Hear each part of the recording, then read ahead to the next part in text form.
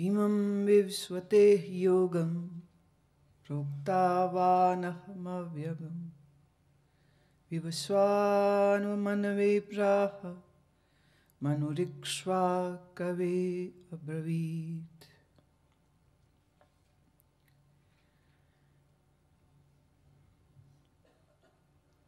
मैंने इस अविनाशी योग को कल्प के आदि में सूर्य के प्रति कहा, सूर्य ने अपने पुत्र मनु के प्रति कहा और मनु ने अपने पुत्र राजा इक्ष्वाकु के प्रति कहा। एवं परंपरा प्राप्तमिमं राजर्षो वितुः साकालिनेह महता योगो नष्टः परं तपः। इस प्रकार परंपरा से प्राप्त हुए इस योग को राज ऋषियों ने जाना, परंतु हे अर्जुन वह योग बहुत काल से इस लोक में लोप हो गया था। स एवायं मय्या ते अद्य योगः प्रोक्ताः पुरातनः भक्तोऽसि मे सखा चेति रहस्यं हेतुस्तत् मम। वह ये पुरातन योग अब मैंने तेरे लिए वर्णन किया है, क्योंकि तू मेरा भक्त और प्रिय सखा है इसलिए, तथा यह योग बहुत उत्तम रहस्य अर्थात मर्म का विषय। चौथे अध्याय के पहले श्लोक से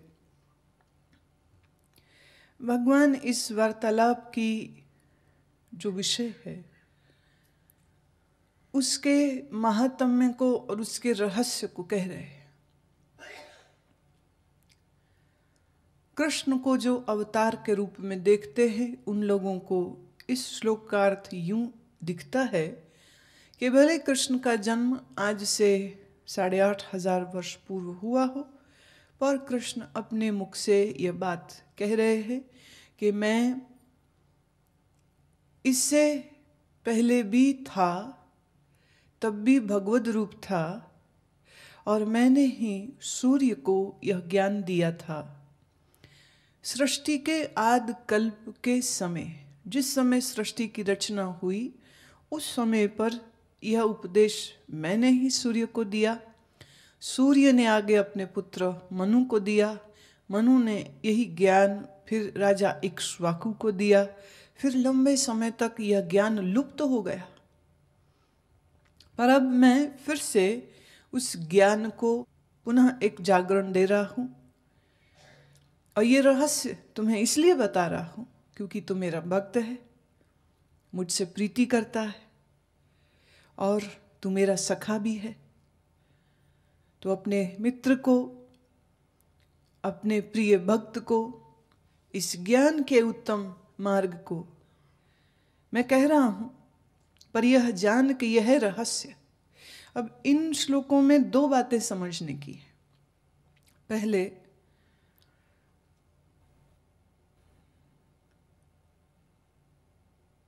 उस अनंत चैतन्य के स्वरूप में काल की कोई जगह नहीं है। वर्तमान भूत भविष्य इस काल की गणना मन के द्वारा होती है। जब तक मन है तब तक काल है, अगर मन न रहे तो काल का अस्तित्व नहीं है। As long as mind is there, the time is there. One who has transgressed mind, for such person there is no time. To go beyond time zone, you have to go beyond the zone of mind. जब तक आपकी चेतना मन के तल पर है और बहुत सीमित मात्रा में और बहुत सिमटी हुई है, तब तक काल की गणना, काल की पहुंच और काल की मार तुमको सहनी पड़ेगी। काल और मन एक है, मन और पदार्थ एक है।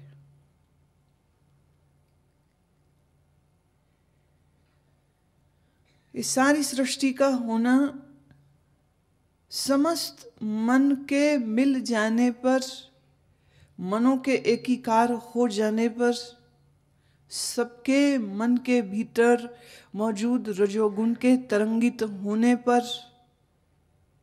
यह मन ऊर्जा और पदार्थ के ही रूप में विभक्त होता है।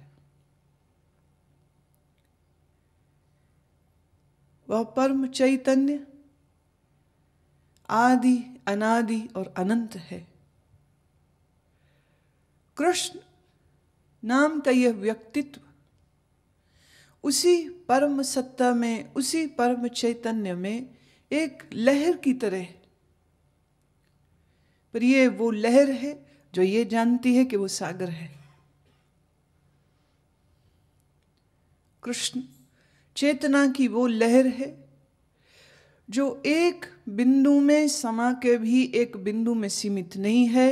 इस बिंदु की कल्पित दीवारों को तोड़ के वह अपने आप को असीमित और व्यापक देखती है। इन वचनों में कृष्ण इंडिविजुअल सेल्फ से ऊंचे उठकर कॉस्मिक सेल्फ से बात कर रहे हैं। कृष्ण नाम का यह व्यक्ति इस समय एक बिंदु के रूप में नहीं, इस समय वो एक अनंत सत्ता के रूप में बोल रहा है।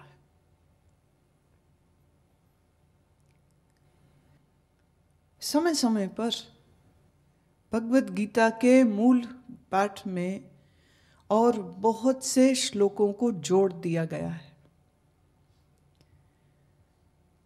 जो ओरिजिनल में वास्तव में नहीं थे। वेदांत के इस शुद्ध ग्रंथ को थोड़ा डाइल्यूट करके कृष्ण भक्ति और विष्णु भक्ति की तरफ मोड़ने की चेष्टा की गई। और ऐसे भी एक ही गीता के इतने प्रकार के अर्थ होते हैं कि कहीं ये गीता वेदांत लगती है, कहीं ये गीता भक्ति का ग्रंथ लगती है, कहीं ये निष्काम कर्म का ग्रंथ लगती है, कहीं ये योग का ग्रंथ लगती है। तो आपकी जैसी दृष्टि है आपको गीता वैसी दिखती। बाल गंगाधर तिलक के लिए गीता एक शस्त्र का काम करती है। गांधी के लिए यही गीता अहिंसा का कार्य करती है। शंकराचार्य के लिए यह वेदांत है। रामानुज आचार्य के लिए यह विष्णु की भक्ति का ग्रंथ है, जहां साक्षात विष्णु कृष्ण के रूप में अपने भक्त को उद्धार देने के लिए इस रहस्यमय ज्ञान को देते हैं।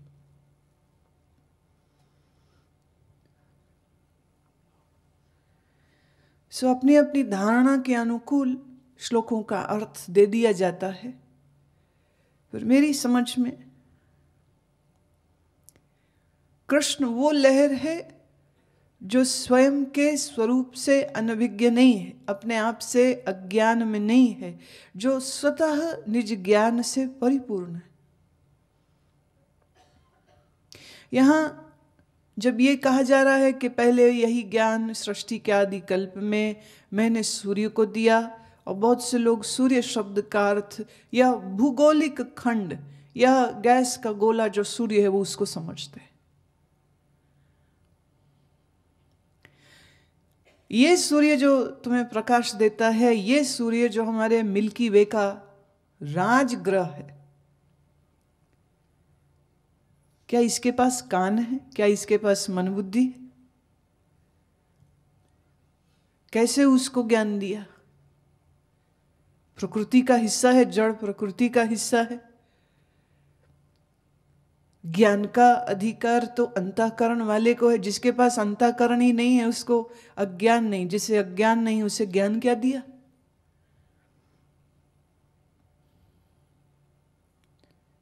So if you logically analyze this shloka, the meaning is much more deeper and esoteric.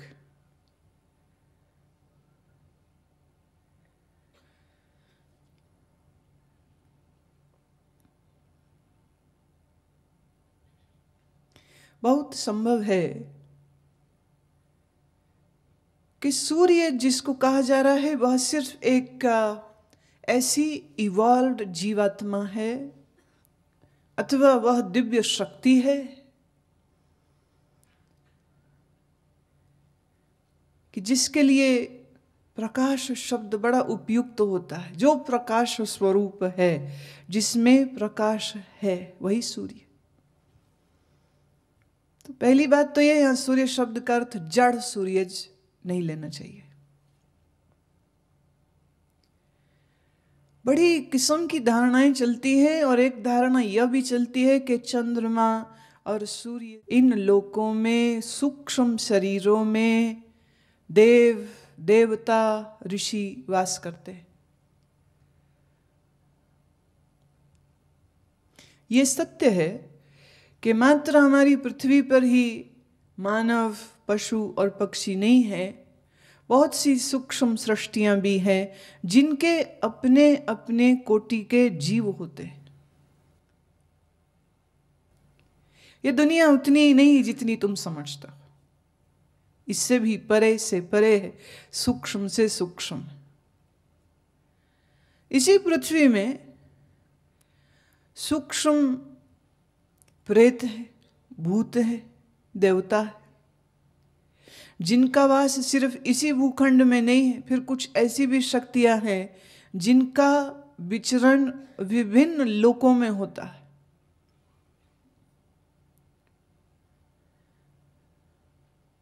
तो इस लोक के सूर्य की बात हो रही है कि किसी और अन्य सूर्य की बात हो रही है, किसी भूगोलिक सूर्य की बात हो रही है कि किसी सूक्ष्म ऋषि या महात्मा की बात हो रही है। Things are much more complex than we think.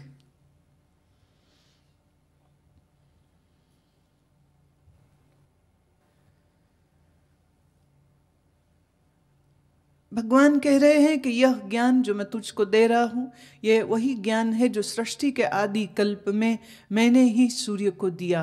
पहली बात तो यह है कि जब यहाँ वो मैं कह रहे हैं तो ये मैं कृष्ण की व्यक्तिक मैं नहीं, ये कृष्ण की परम चेतना में है, पर ब्रह्म में है। एक वन यूनिट सेल्फ और एक माइक्रोकॉस्मिक सेल्फ। हालांकि वहां सेल्फ कहना बनता नहीं है, पर उदाहरण के लिए मुझे कहना पड़ रहा है। यूं समझो, तुम्हारे शरीर के भीतर अरबों जीवाणु हैं। तुम्हारी आंत में, लार्ज इंटेस्टाइन में, स्मॉल इंटेस्टाइन में कितने ही प्रकार का बैक्टीरिया है। तुम्हारे मुंह में, तुम्हारे जेनिटल्स में, तुम्हारे रक्त में कितने ही प्रकार के अन्य जीव रहते, और हर जीव की एक अपनी सृष्टि, एक अपनी दुनिया। जब तुम्हारे शरीर में कोई वायरस घुस जाता है तो वो ऐसे ही है कि जैसे किसी देश पर दूसरा देश आक्रमण कर दे। और जब तुम एंटीबायोटिक या ऐसी रोग मारक दवा खाते हो जिससे ये जीव जो शरीर में पैदा हुए मरें, तो उनके लिए उस समय प्रलय हो रही। फिर अगर मैं आपसे पूछूं आपके देह में जो जीवाणु रहते हैं, क्या आपको उनकी कुछ खबर है? And everything which is born with the self, is born with I am, इस एहसास के साथ होती। मैंने सुना खून में बुखार के कीड़े चल रहे थे और रास्ते में दूसरे कीटाणु मिले। वो कहते क्या हुआ, बड़े पीले से लग रहे हो? कहते कुछ ना पूछो, पेनिसिलिन लग गई है मुझे। बड़ा भारी प्रकोप है इस समय पेनिसिलिन का। हमारी जाति पे बड़ा खतरा आया हुआ है, हमारे लोग मर रहे।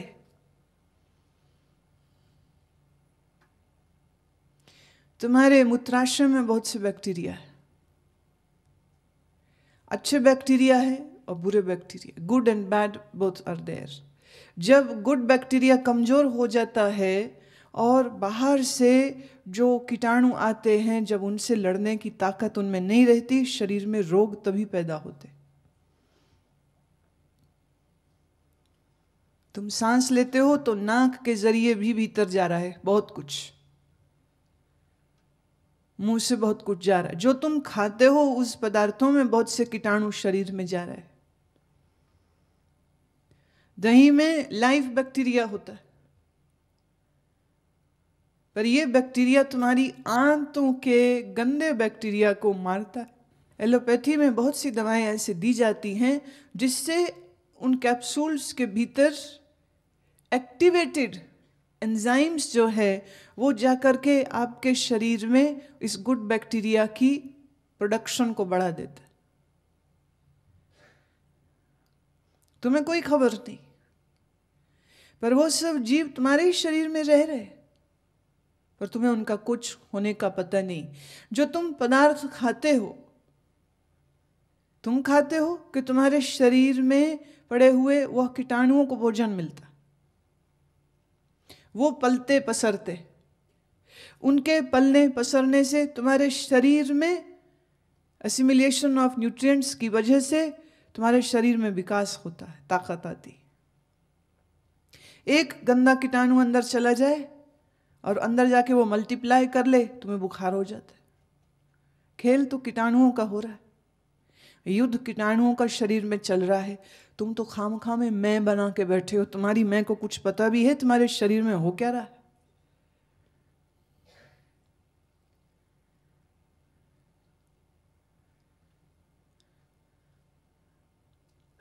पर इस देह में मौजूद तमाम माइक्रो ऑर्गेनिजम्स का एक कलेक्टिव आई, जिसे तुम कहते हो मैं।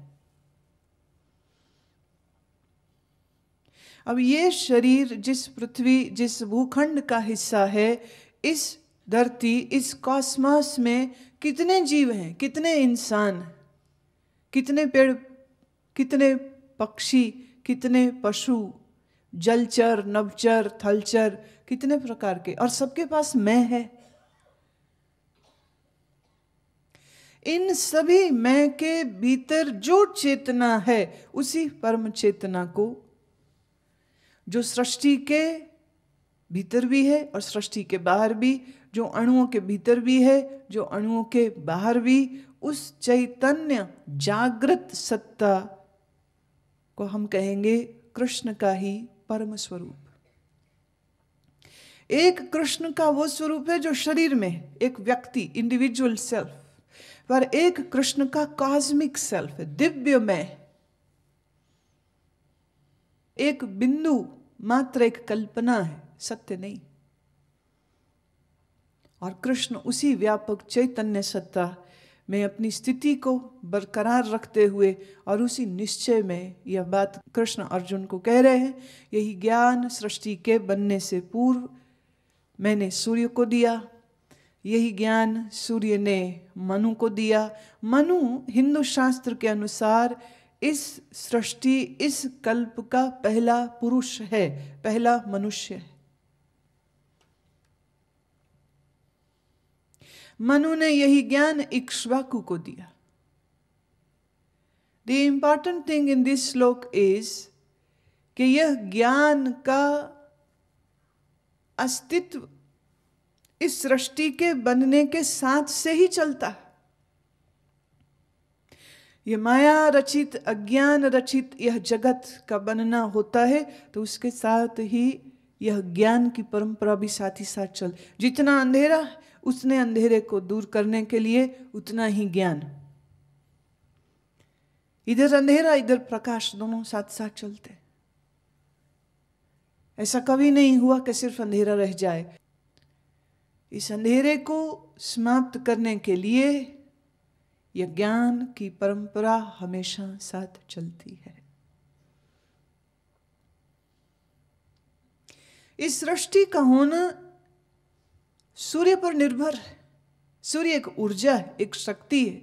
यूं कहिए पहले सूर्य हुआ, सूर्य का ही एक भाग उससे अलग हुआ तो वर्षों अरबों वर्षों में जाकर वो ठंडा होते होते होते ये धरती हुआ। इसी धरती का एक हिस्सा अलग हुआ तो समय पाकर धीरे धीरे धीरे धीरे शीतल होते होते वही चंद्रमा हुआ। चंद्रमा से टुकड़ा अलग होता है, एक नया ग्रह बनता है। इस तरह से ये जो हमारा मिल्की वे है, इस मिल्की वे में ये सभी ग्रह बनते हैं, लेकिन सूर्य को हम इस अपने मिल्की वे का राजा कहते हैं, सिरमौर कहते। ये सूर्य है तो पृथ्वी है, सूर्य है तो चंद्रमा है, सूर्य है तो दूसरे ग्रह है।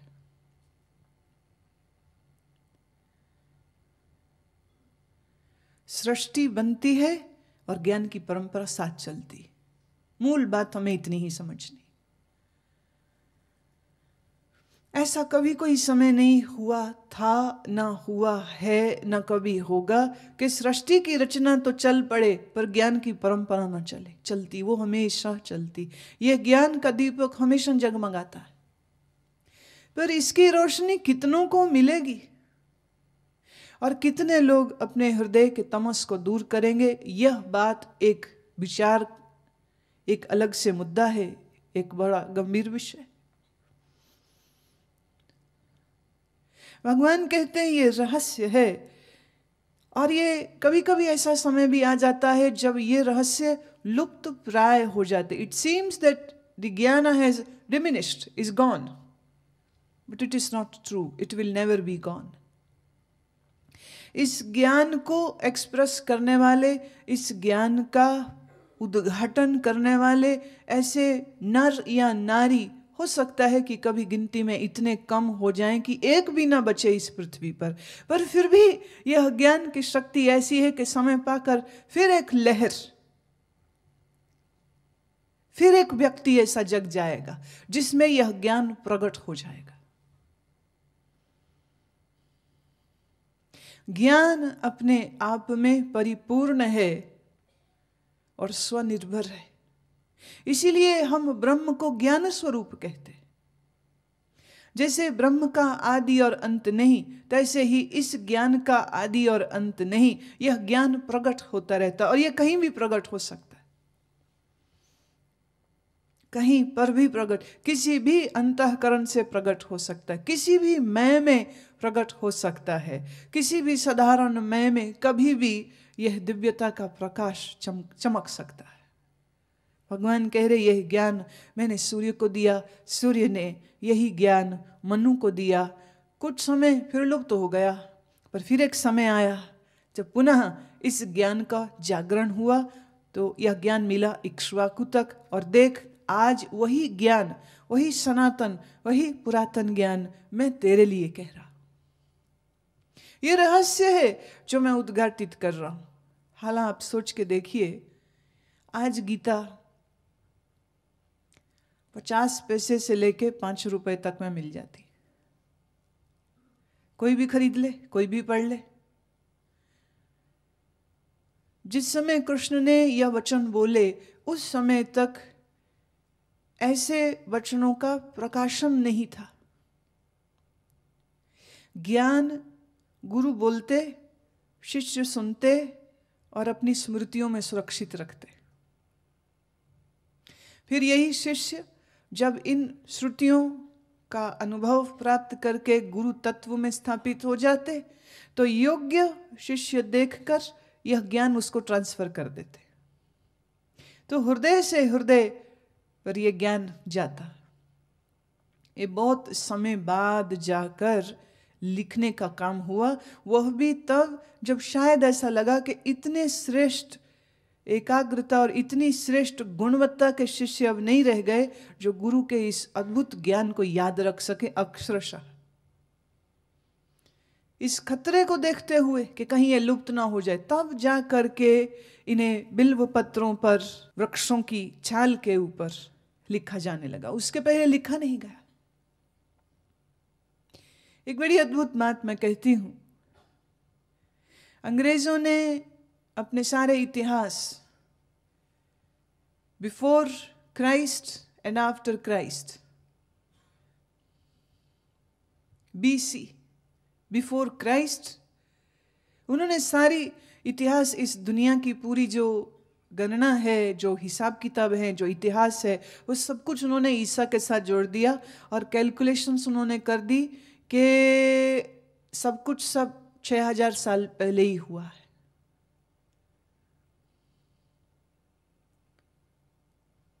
छह हजार साल पहले।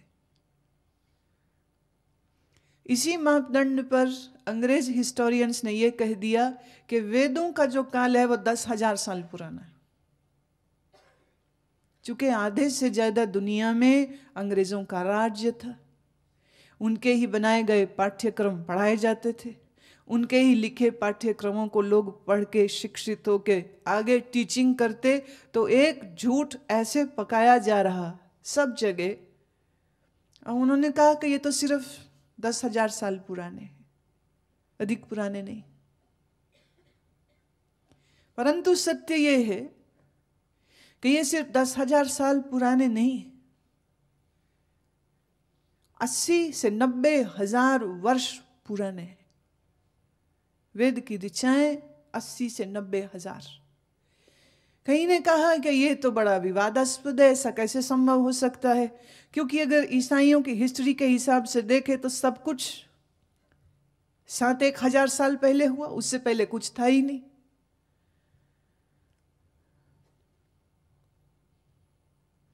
पर दिक्कत तब हो गई जब आर्कियोलॉजिकल सर्वे करते हुए दुनिया के अलग अलग कोनों में नर कंकाल मिले, जो नर कंकाल 40,000 साल पुराने हैं, 50,000 साल पुराने हैं। अब उन्हें समझाना मुश्किल हो गया कि हम कह रहे हैं सब कुछ 6,000 7,000 साल में है और नर कंकाल मिल रहे हैं जो बहुत पुराने हैं।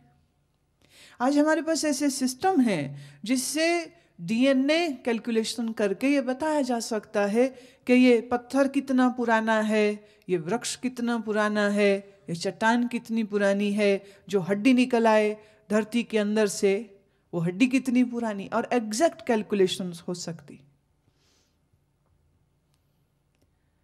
जब ये पुराने नरकंकाल मिले तो बहुत से हिस्टोरियंस घबराए, बौखलाए, और उन्होंने फिर एक अजीब सा तर्क बनाया जो बड़ा बेतुका है।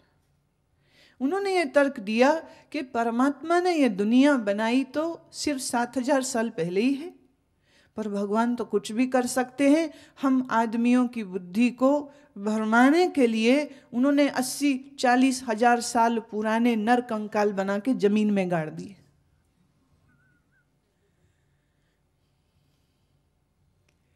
ये दुनिया तो 7,000 साल पुरानी, ये पृथ्वी, ये सब कुछ होना जस्ट 7,000 years old, और बाकी ईश्वर का खेल।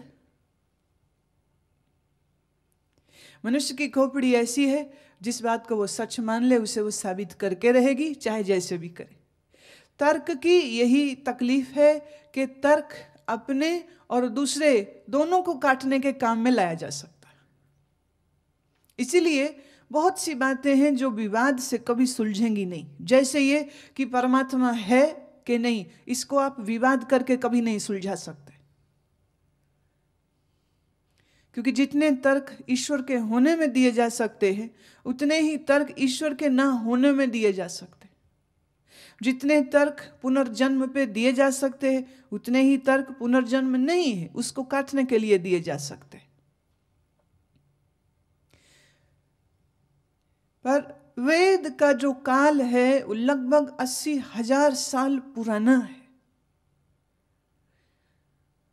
अगर मैं इस गणना को सही मानूं तो कृष्ण क्या कह रहे हैं, जो कृष्ण का ऐतिहासिक काल है वो लगभग 8,500 साल पुराना है। वो ये कह रहे हैं कि 80,000 साल पूर्व जो मनु हुए थे उसको ज्ञान दिया था किसने? सूर्य ने, और सूर्य को भी ज्ञान उसके पहले मैंने ही दिया था। तो ये निश्चित बात किसी शरीर की नहीं वो कर रहे, ये शरीर की बात नहीं, ये बात चेतना की हो रही है। तो इसे मैं कहती हूं द कृष्ण कॉन्शियसनेस, यह कृष्ण चेतना की बात है। पर ख्याल रखो, इस समय जो गीता बोली जा रही है, इस समय जो इस शरीर के द्वारा, जो मेरे द्वारा गीता के ऊपर यह जो प्रवचन हो रहा है, मैं कह सकती हूं यह भी कृष्ण ही बोल रहे हैं। कृष्ण की चेतना ही है जो इन श्लोकों को उद्घाटित करती है। कृष्ण की चेतना ही है जो तुम्हारे भीतर बैठ के इसे समझना चाहती है।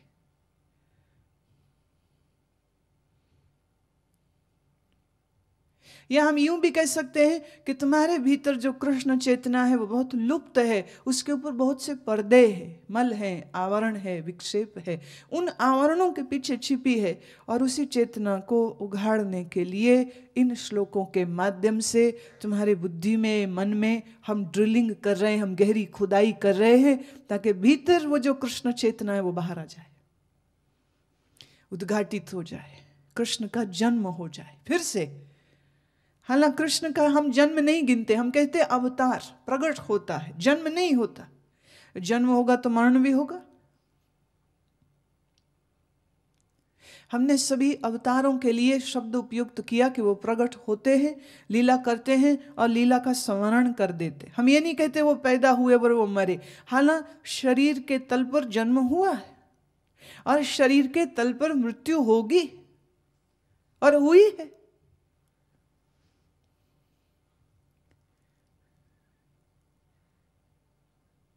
श्री राम के विषय में तो महारामायण में बड़ा स्पष्ट लिखा है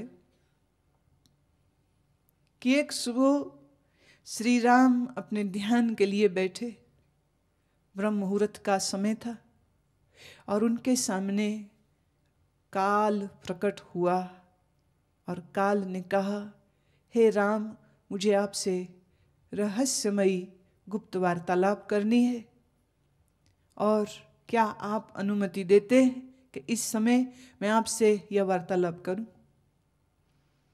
राम ने कहा, कृपया रुकिए, मैं बाहर किसी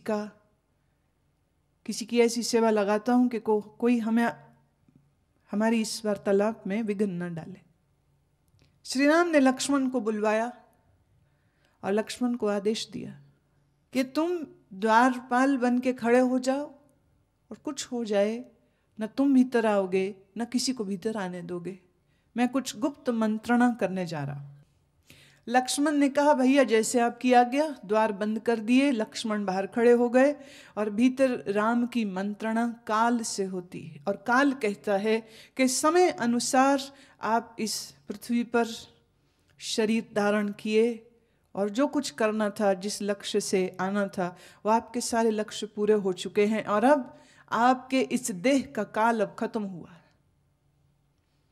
पर अब मुझे अनुमति दें कि मैं कब आऊं और अपना कार्य करूं। ख्याल करना, एक साधारण आदमी का जन्म बेहोशी में है और उसकी मृत्यु बेहोशी में है, पर जिन्हें हम अवतार कहते हैं, ना उनका जन्म बेहोशी में है ना उनकी मृत्यु बेहोशी में होती। वो तय करते हैं कि वो कब जाना चाहेंगे। इस विषय में राम जी से काल की चर्चा हो रही है। Now again it is a symbolic way to explain something more deeper. फिर कहीं शब्दों को मत पकड़ लेना कि काल कोई शक्ल बना के, कोई जमदूत बन के, सिर में मुकुट पहने, हाथ में गदा लिए, कोई 8 फुट लंबा, कोई चौड़ा, कोई ऐसा मनुष्य आया जो आके बात करता है, ऐसा कुछ नहीं। लेकिन इस कथा के माध्यम से एक गहरा इशारा दिया जाता है कि जिस चीज का भी प्रकटीकरण होगा, उस चीज का नाश भी समय अनुसार निश्चित तय है। चाहे फिर वो राम हो, चाहे वो फिर श्री कृष्ण हो। आप चाहें उनको कह सकते हैं कि वो लीला के लिए आए और सहज फिर उन्होंने अपनी लीला समेट दी। शब्दों का खेल है, कुछ भी कर सकते हो तुम, पर शब्दों के खेल से सत्य तो बदलेगा नहीं। हम इस श्लोक को इस प्रकार समझें, एक है कृष्ण की व्यापक चेतना और एक है कृष्ण की व्यक्तिक चेतना। जब वो ये कहते हैं तू मेरा सखा है, दोस्त है, शिष्य है, तब उस समय वो व्यक्तिक चेतना के आधार पर बोलते हैं। और जब वो ये कहते हैं मैंने ही सूर्य को ज्ञान दिया, उस समय वो व्यापक कृष्ण चेतना के आधार पे कह रहे हैं। लहर और सागर, मैं यूं कह सकती हूं, तुम वो लहर हो जो ये नहीं जानती कि वो सागर है, और कृष्ण वो लहर है जो यह जानती है कि वो सागर है।